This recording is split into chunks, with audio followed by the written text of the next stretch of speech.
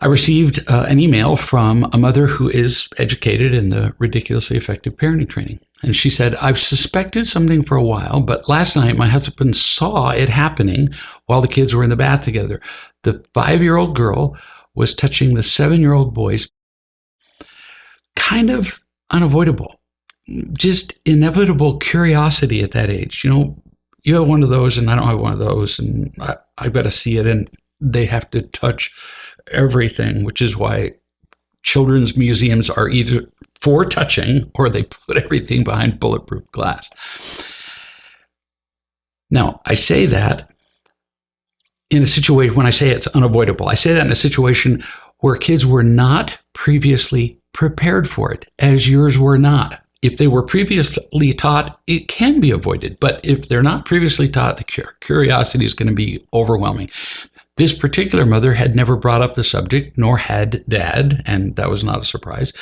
So inevitable curiosity naturally resulted. But now back to reality. It did happen. So now the question is, what do you do about it? Mom said, I didn't see it myself. And I knew that even though my husband saw it, he wouldn't address it because the husband doesn't get involved in the parenting at all. So within half an hour of it happening, I asked my daughter what had happened.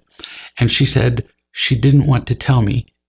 And she was visibly upset about it, which proves to you and pretty much everybody that she knows at the age of 5 that there's something not quite right about doing that. Kids, they know. They really do. They've done studies. They used to think, for example, that it was not possible for a child to consciously lie until they were, I think, 3 or 4 years old. That was the belief. Now they've done studies that show that 6-month-old kids, 1-year-old kids will go to take something that they know they're not supposed to have. And before they reach for it, they go looking around to see if anybody's watching. And then they do it anyway. Yeah, they do have a sense of what's right and wrong. So she knew there was something not quite right about it. If the daughter had cleaned up the bedroom of her brother, for example, as a loving service, a known good behavior, would she have been similarly reluctant to talk about it? No. We hide what we feel some shame about. Just a fact. Mom said, I decided not to be afraid or irritated, so I just said, that's okay. You can take as long as you want, as long as you need, until you're ready to talk about it. You can sit on your bed in your room until you're ready to come find me and talk to me. That's pretty perfect. Good for you. I mean, the angels sing. You gave her time to think about it. You gave her an environment, her room, where she wouldn't be distracted or forget, and gave her clear instructions to come and get you when she was ready, whether it took 2 minutes or all day, but she had to stay there until she was ready because we are going to have this conversation. This would be completely counterproductive, however, if there was any negative tone in mom's voice, because then go to your room and think about it, just feel like a punishment. And then the child who already feels a sense of shame, she isn't going to want to talk about this. So it's all about the tone of voice. Mom provided a place, time, and we're going to have this conversation. Mom said, I could see that she didn't feel good about it, probably didn't feel good about the event and also talking to me about it. But I reaffirmed that I loved her more than anything. Oh, nice touch. And she could tell me anything, and I wouldn't be angry at her. Perfect so far. I worried that putting her in her room to think would be confusing because sometimes putting her in her room is what we do when she behaves badly with her siblings. Yes, that can be confusing, but you see, there's no room in the house that's used for just one thing. I mean, we brush our teeth and use the toilet in the same room, and they understand that there are multiple uses for things. But it all depends really on you. The child won't feel punished if your tone and facial expression conveys your love for the child. It won't. And using the same behavior for multiple purposes, unavoidable. They use their room to sleep, as a place to cool down, as a place to think, a place to get away from noise, sometimes a place to eat, a place to read, and so on. Probably eating isn't something you allow in there, but they do it anyway. Kids understand multiple uses for one room or thing. She did say she was afraid of getting a consequence if she told me, but I said, I'm here to love you and to teach you. That's all we're going to do. That's pretty good. Then she told me that she'd touched her brother's and that he had looked at her.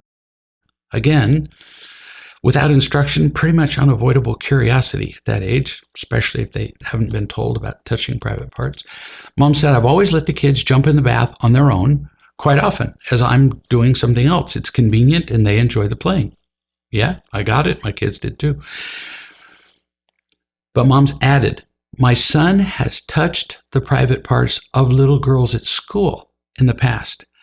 The school reported it to us, and we have spoken to him in general terms, and it didn't seem to sink in much.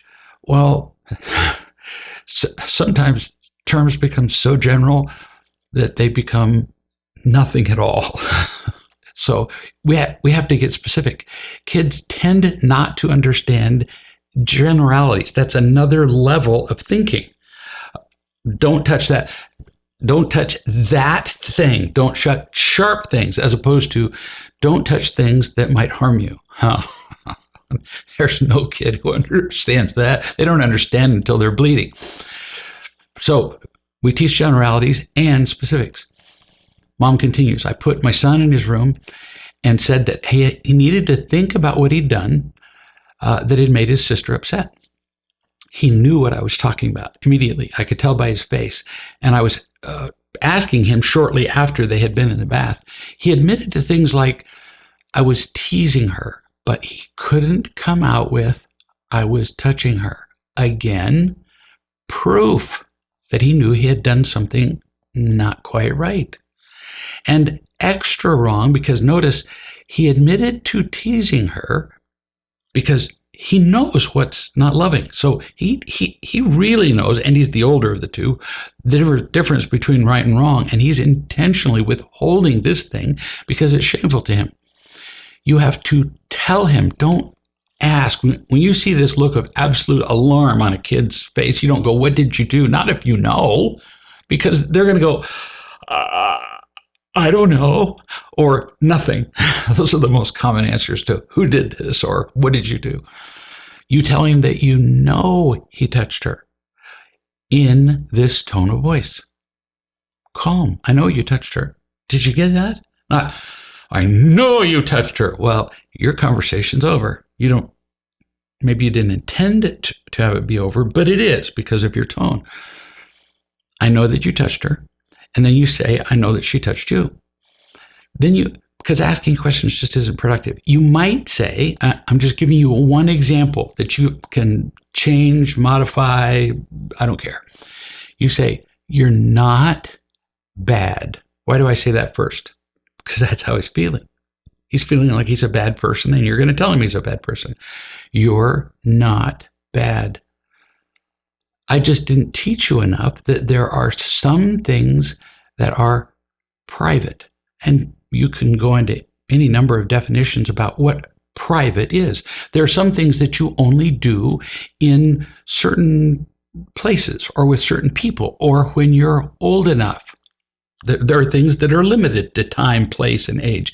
Every kid understands this. And you can use it as an example for just one. You can't drive a car when you're 8 years old, or this child is 7. So you can't drive a car because it's not yet time to do that. Is driving a car bad? No. But is driving one at 7 the wrong thing to do? Yes. They know, for example, that they can poop in the toilet, but probably not on the living room carpet. So similarly, you don't ever, and you pause to say, you can play this back over and over to get the tone of voice. We don't ever touch another person's private parts until we're married to them. Private parts aren't bad. Your private parts aren't bad. Other people's private parts aren't bad. So we don't touch other people's private parts until we are married as adults. Now, if you don't happen to believe in marriage, I don't care. You can say living together is an adult. It doesn't matter.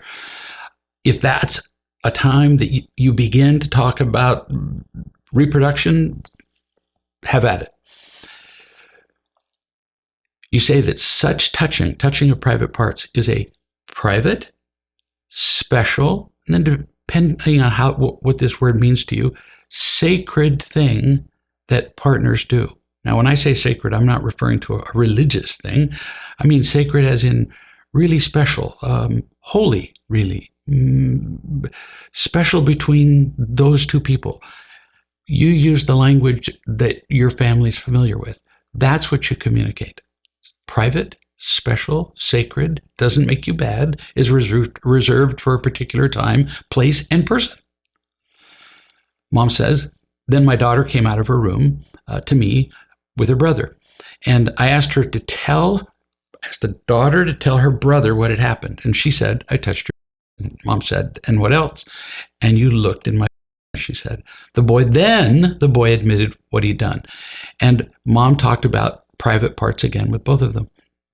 She explained that curiosity was normal, but now they understood privacy and sacred, so they won't be doing that anymore. In other words, she did pretty much what I was just suggesting, which I'd already suggested. Brilliant. Now, what do you do from now on? You might consider having them bathe separately. Up to you, but you can't do it like this. Now, you two can't bathe together. You can't do that. But see, your son's already touched your daughter. He's already touched little girls at school, and the school told you, and you talked to him about it. He's not getting the point.